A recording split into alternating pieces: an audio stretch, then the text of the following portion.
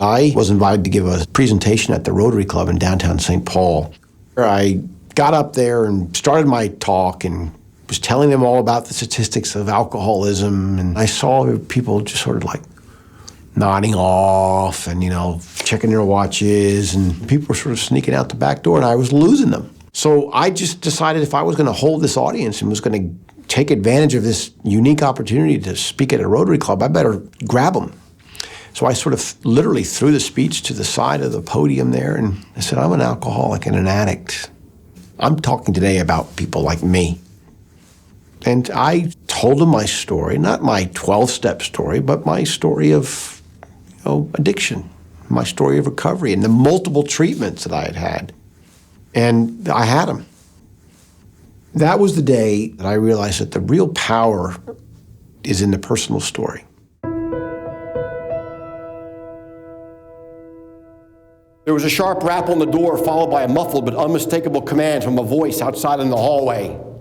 We want the white guy, just the white guy. We know he's in there. He comes out now, and there's no trouble for anyone later.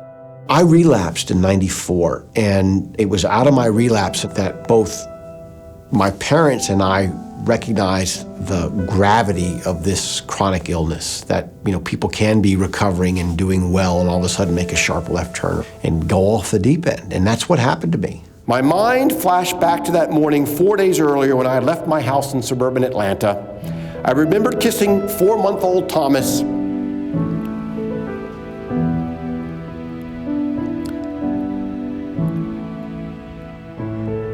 I remember kissing 4-month-old Thomas and 2-year-old Henry goodbye.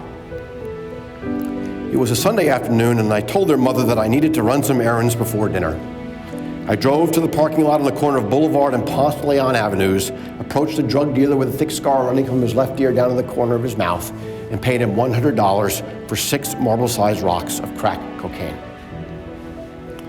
I held them in my hand, and I thought, these will keep me going for a day or two. They were gone in 4 hours. The recovery advocacy work that I do is really all about standing up and speaking out and shedding light into the dark corner of an illness that knows an awful lot of shame and a lot of public intolerance and a lot of public policies that reflect the fact that people just still don't really get it when it comes to the impact that addiction has, not just in individuals, but in communities. I went over to that door that was still being banged on from the other side, and I opened it up, and there were 2 deputy sheriffs who'd been sent there, not to arrest me necessarily, but had been sent there as part of an intervention to save me. I had reached a point where I could not imagine my life with or without drugs any more than I could imagine my life with or without drugs. I just didn't know what to do, and I was gonna die, but nobody else was ready to let me go. Addiction is a disease that doesn't discriminate. Recovery is real. It happens. And when we stand up and speak out, we not only put a face on the solution, but we help other people who don't know the faces until we stand up and speak out.